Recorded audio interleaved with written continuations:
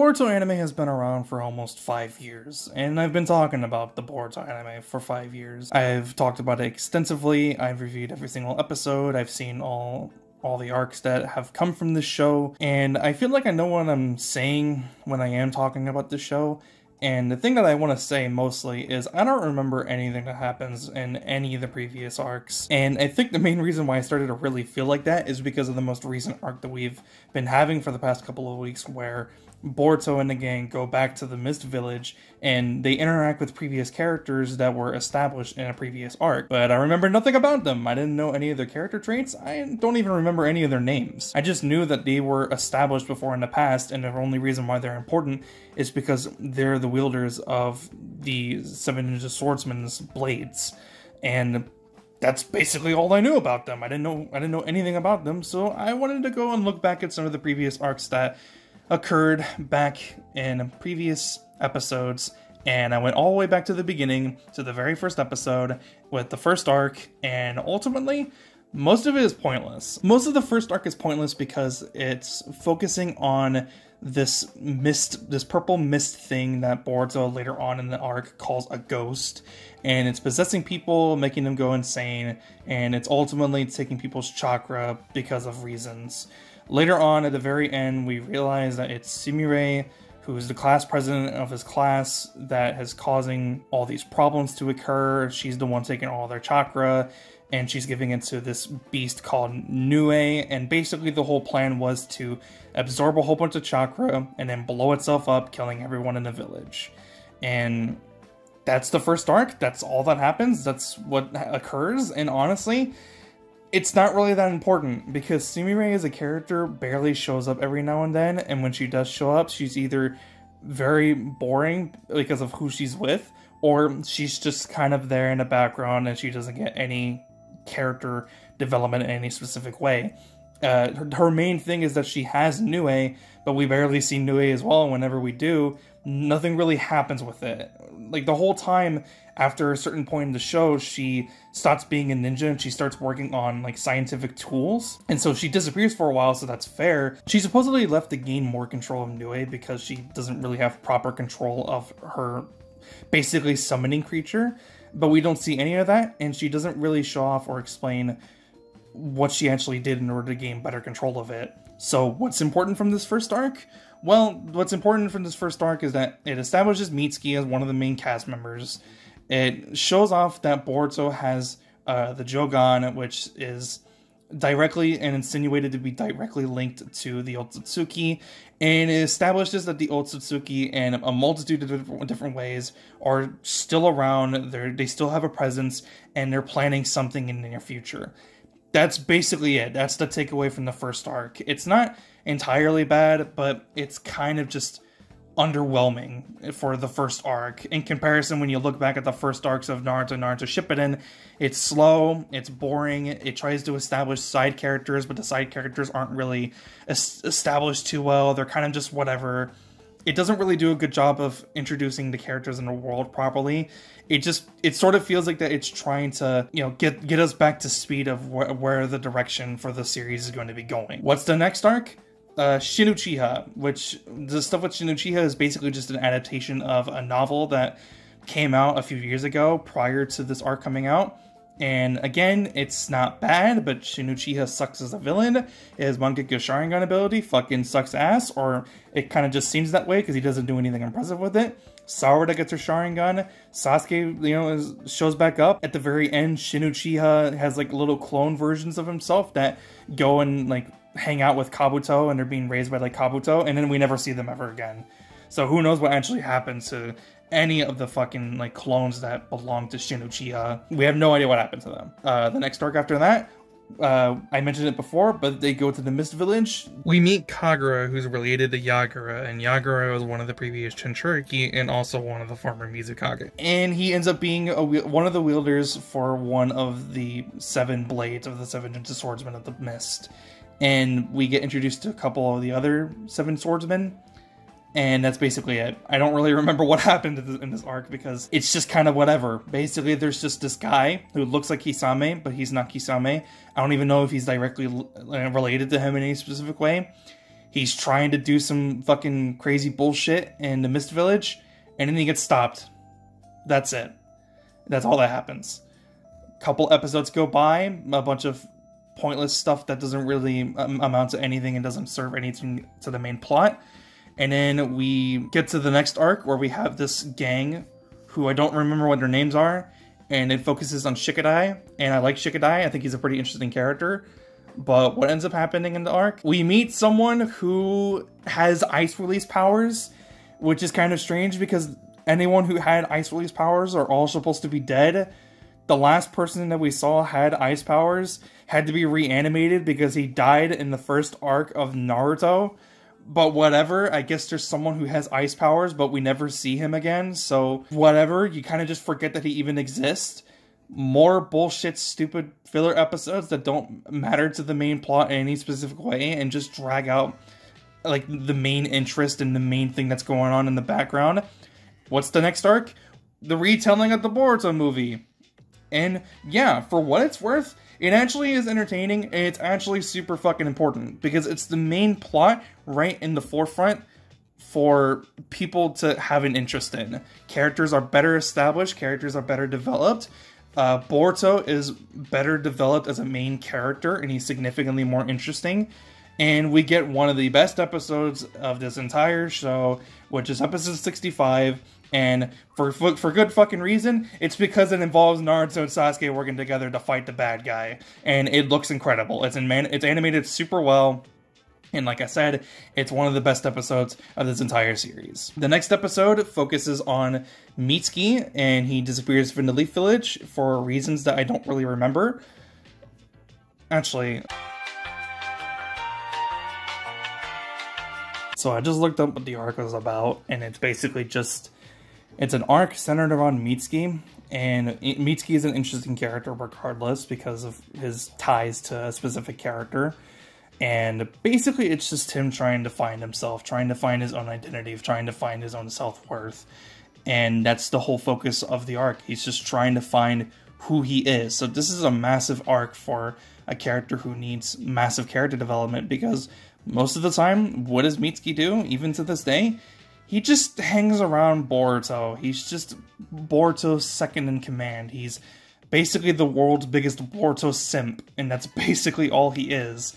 So an arc like this was actually pretty important for his character and his character development, but then a couple of the episodes kind of focus on stuff that's not related to him. It's in relation to a few different characters. So you're kind of wondering, why are we focusing on these characters when that's not what the interest is supposed to be about? But whatever. It kind of just is what it is, and we continue on from there afterwards. Mitsuki gets huge character development, and he is one of the main characters, so if you like Mitsuki and you want to know more about him, you watch it just for that reason specifically. The next arc after that, though, is centered around Jugo and the Curse Mark, and I don't remember what happens in it. And the reason why I don't even want to bother to see what actually happens in it is because it doesn't fucking matter. It focuses on Jugo and something happening with his curse mark, and we have a whole bunch of other people with curse marks because they were trying to get it from Jugo. And why did they have them, and why did they want them? Well, I don't know. And the reason why I don't know is because A, I forgot, and B, I don't think they even told us the reason for it in the first place. That's the whole arc. It is entirely pointless. You can skip it, and you won't miss anything. The next arc is focused on Mirai and her trying to learn more about Asuma, which is her father, and I like Mirai enough. I think she's interesting enough, and I'm glad that we actually get to see more characterization about her, because she's actually pretty entertaining. I think she's actually a pretty fun character, but we don't get to see her for that long, and we never really see her that much afterwards. So if you like Mirai, you can go ahead and watch it, but you won't miss anything if you skip it. Next arc after that, Konohamaru gets a girlfriend. The arc is literally called Konohamaru's Love, and I just call it Konohamaru Gets a Girlfriend arc. And the girl who shows up in this arc, we never see her again. We're probably never going to see her again. And it's basically just focused on Konohamaru, but who cares, because Konohamaru gets fucking shafted in every single episode that he's in. He's always getting his ass kicked. He's never shown up as actually being cool. So who cares? The next arc after that is, for some reason, really important, and The reason is pretty blatant and pretty obvious, because it's Shukaku being escorted to the Leaf Village because Urashiki is trying to go after the Tailed Beast so he can get the chocolate fruit and all that other stuff. That's what the Otsutsuki are trying to do, and yada yada. But it leads directly into the next arc, which is Boruto and Sasuke going back in time and doing the stuff that they're doing there. And I said it before, and I'll say it again, probably the best arc in the series. It's probably just been the most enjoyable thus far. It has like one bad apple episode, but other than that, it's fine.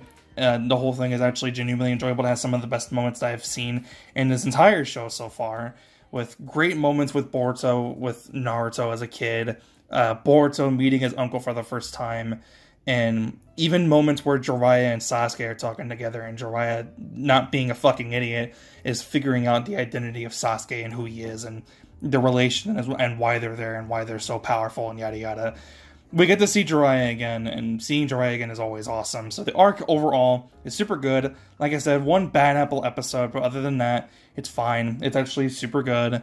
Next arc after that, though, we have Boruto and the gang going to prison because they're trying to go after some guy, and I forgot the importance of why they needed to go after him. But that leads into the next thing that happens afterwards, which is still the same arc, where they find the fat guy, big boss guy, who tries to eat some kid, and he's the guy who tells us about Kara. And the reason why that's important is for obvious reasons, is because the main plot is centered around Kara and Jigen and Ishiki Otsutsuki, so knowing them and their presence and what they're trying to do, and establish that they do exist and that they're probably going to be appearing very, very soon, needed to happen here instead of like at any other point. But I don't know if I made it obvious, but some of the previous arcs didn't need to happen.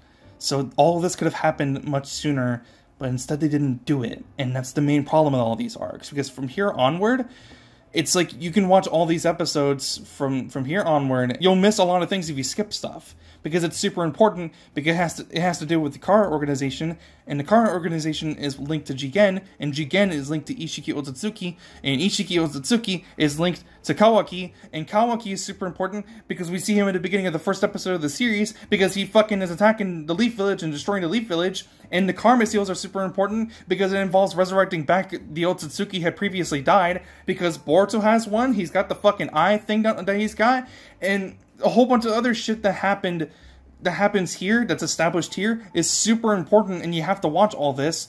But the reason why this is so frustrating is because if all this is so important, why didn't we get to any of this fucking sooner? Why did we need all of these other arcs that were completely pointless, that didn't matter to anything, that focuses on all these characters who aren't fucking interesting? Why did we focus on all of this stuff when none of it mattered, when we could have just gone straight to here?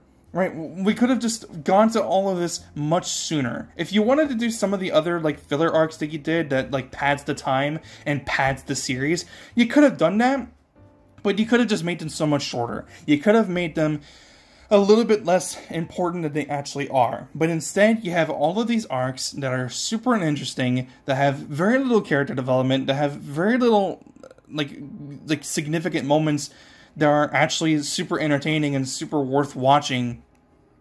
And instead you make us watch all of this pointless crap. This pointless crap that doesn't matter whatsoever. And it just gets super frustrating.